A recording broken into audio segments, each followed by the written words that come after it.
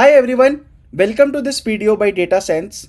So we will continue our discussion on the time complexity. In the previous videos, we have covered linear time space, we have covered polynomial time space, and we have also covered the constant time space. Now comes one of the worst time complexities which is present in the programming arena, that is called the exponential time complexity. Now this is to be honest, worst time complexity out of all that we have discussed so far, and we will so in this video we are trying to understand what does this particular mean, what is the basic intuition of an exponential time complexity. Then what we will do, we'll try to understand it through an example of codes, and then we will compare it with other time complexities, that how with increase in data, simple data size, what is the magnitude of increase of time in this particular time complexity, right? Because as I'm saying that this is the worst, so why is it worse? We will see that with this basic tabular comparison, where we'll see that basically what happens in exponential, just beyond a data set of size 30, number of operation goes to billions, and that is why exponential time complexity is not considered good for big data sets. It is only good for small data set, or where you have very small observations, then only it's considered good, otherwise it is not advisable at all. So we will discuss this particular scenario in this video. So let's start this video without wasting much time. I will start with a very basic example to explain exponential time complexity. Now imagine you have a log with you, okay? Now this log can be, so now logs can have 1 digit, 2 digit, 3 digit. So multiple scenarios are possible. So in the scenario 1, let us say the log has only 1 digit. You can open it with just 1 digit, and that 1 digit can be either 0 or 1. Now let us say I ask you what are the number of ways to open this particular log when you have only 1 digit log. So with 1 digit, how many ways of opening this logs are possible? Either it can be 0 or it can be 1. So there are total 2 ways with one digit. Now let us say we say that no, this can have 2 digits. So how many ways of opening this particular log will be there now? If you see, this can be 0, 1, it can be 1, 0, it can be 1, 1, it can be 0, 0. So there are total how many ways? 4 ways to do this. So what do we see here? When we have 2 digits, the number of ways of opening this log are 0, 1, 1, 0, 1, 1 and 0, 0. So total 4 ways. Now let us increase this particular scenario. Let's say we have 3 digits for the log. So what do we see here? For example, let us say we have this particular thing. Now how many combinations will be possible? Let's try to write them down here. So the first combination will of course be 1, 1, 1. Then it will be 0, 0. So one combination will be this, one will be 0, 0, 0. Okay, and then will be 1, 0, 0. Then there will be 1, 1, 0. And similarly, if you keep on doing, you will find out that there are total 8 ways to do this. You can try that. You can write down all the possible combinations. So what are we seeing here? We are seeing that here for 1 digit, it was 2 ways. There were 2 ways to open this particular scenarios. For 2 digit, there were 4 ways. And for 3 digits, there were 8 ways. So if I have to sum this up, what do we see there? This is 2 raised to the power 1. What is 4? It is 2 raised to the power 2. What is 8? It is 2 raised to the power 3. So for 1 digit, it is 2 raised to the power 1. For 2, it is 2, 2. For 3, it is 2, 3. So what do we infer out of this particular scenario? We infer that for any log, for a log of n digit, and also it is given that each digit can only have 2 values, 0 or 1. There are how many ways to open that particular lock, there are total 2 raised to the power n operations, 10 ways. So for example, let's say you have a data set of 5, okay, let's say you have a lock of 5 digits, so there will be 2 raised to the power 5, 32 ways. What if there are 10? What if there are 20? What if there are 30? Now do you see the amount of increase that is having? 210, 220, then it is 230. So if you know 2 raised to the power 10 is generally 1024. This is 10 raised to the power 3. Now this will be 10 raised to the power 6, and this will be 10 raised to the power 9. 10 raised to the power 9 is 1 billion. And do you see that with just 30 operations, with just a data set of size 30, your number of operations are coming to be billions. And this is why this is generally called the worst time complexity, because it generally increases very rapidly with time. Now it is not necessary that it always is 2 raised to the power n. For example, let's say the log could take 3 values, 0, 1, 2. So let's say the log was like this, 1, 2, 3. Now each value can be taken in 3 ways, 0, 1, 2. So there will be total 3 raised to the power 3 ways of doing this particular task. And this is called, as I mentioned, exponential time complexity, where your total operations is a power of a base, and base is what? For example, number of ways of doing each individual task. So we will try to understand it with one more example.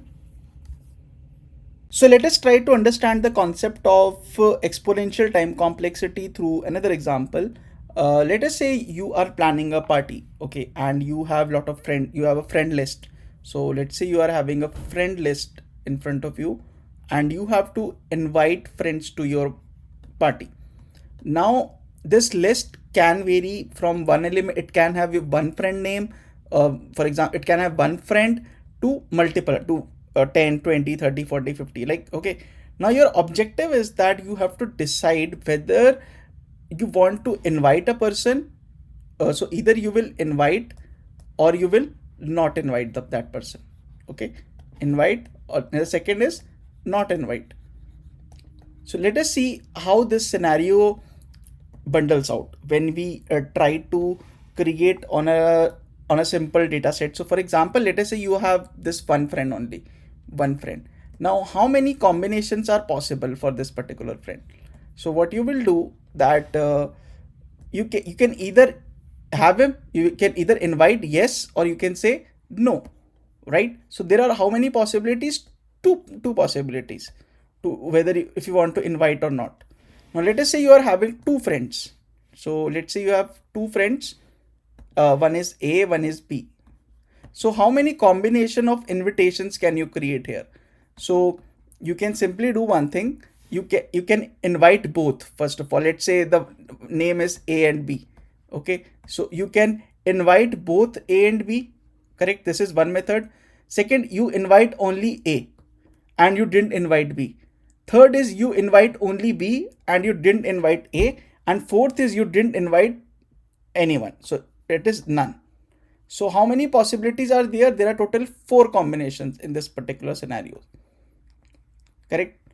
Now let us try to increase this. Now let's say from 2 friends you have 8 friends, or simply let's say you have 3 friends, not 8 friends, you have 3 friends. So how will you go about it? So let's say you have A, B, C, 3 friends.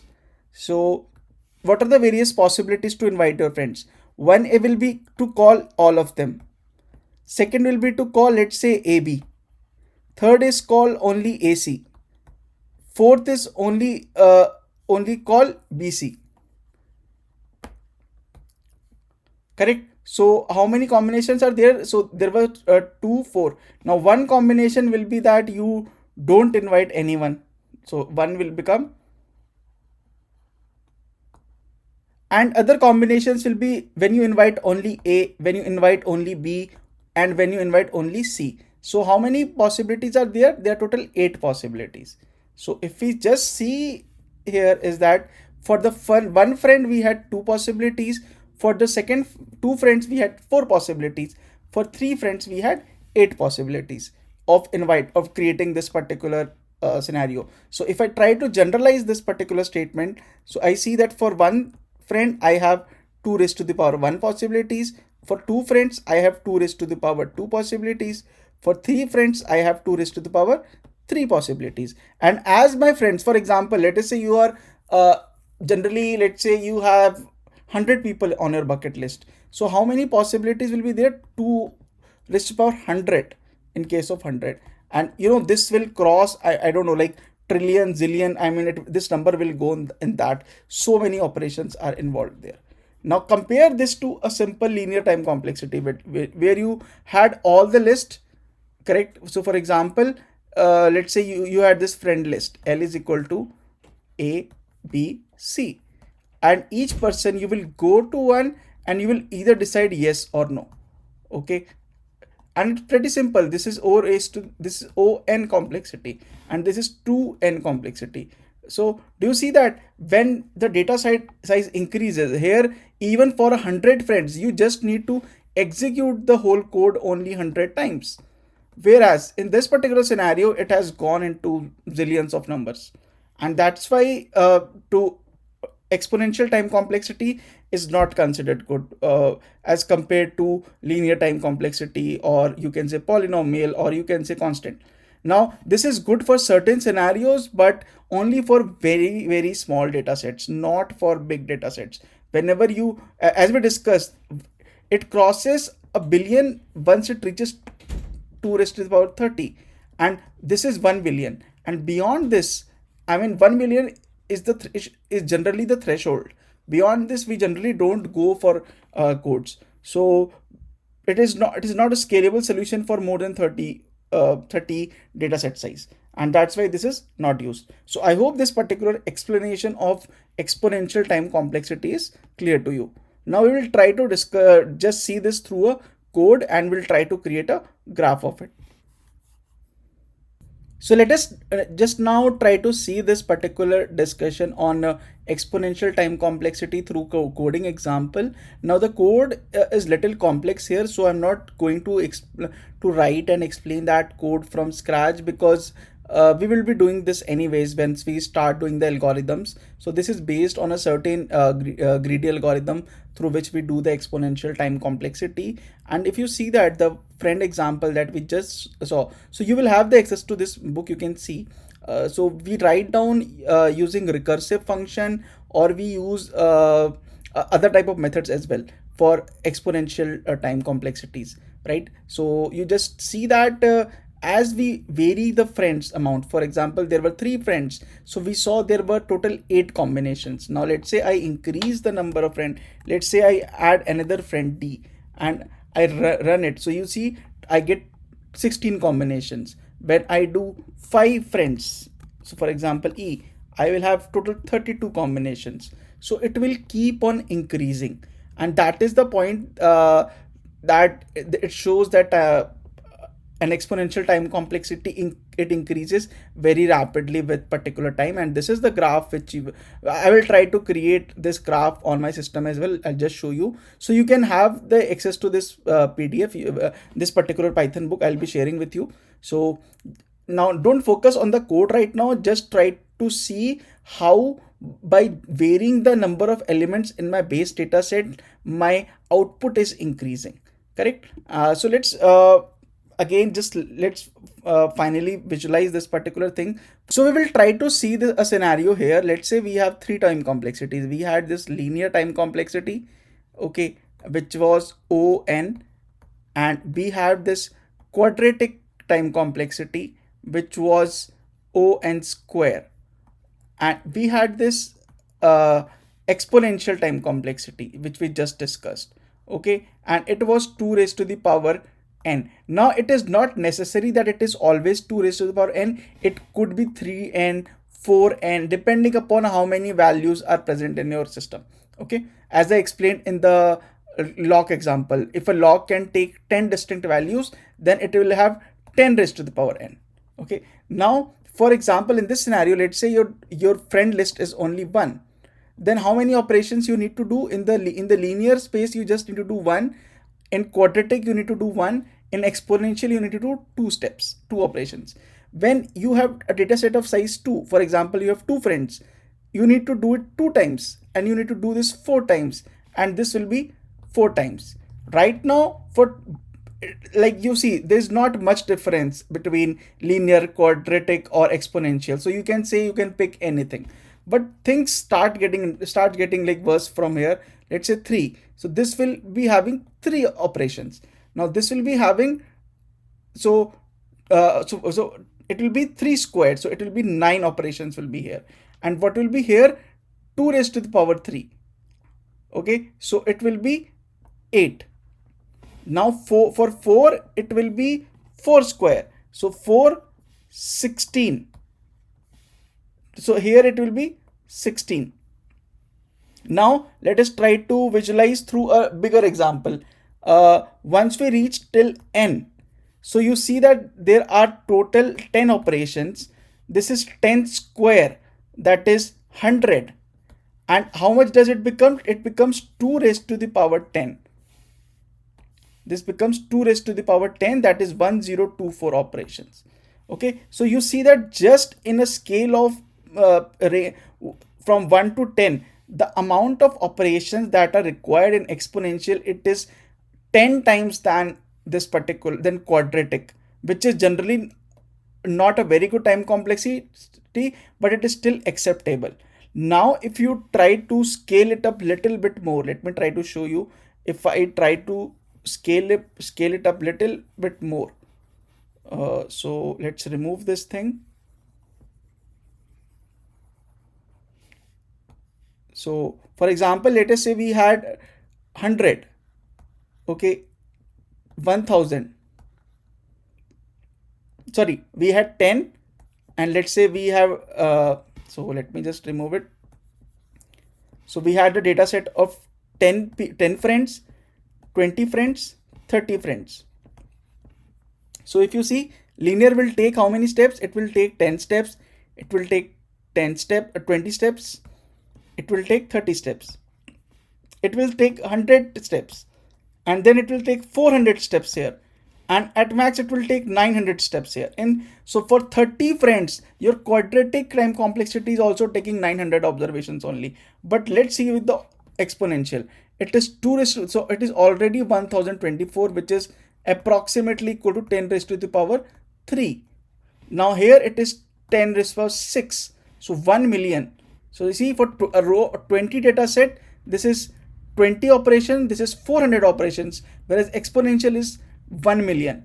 And for 30, it rises up to 10 raised to the power 9, that is 1 billion, as compared to 900 or 30. So you see that how inefficient this particular algorithm is, and that is why we don't use exponential time complexities for bigger cases. Now I will just try to plot it up in a graph and show you how finally the graph of exponential looks like.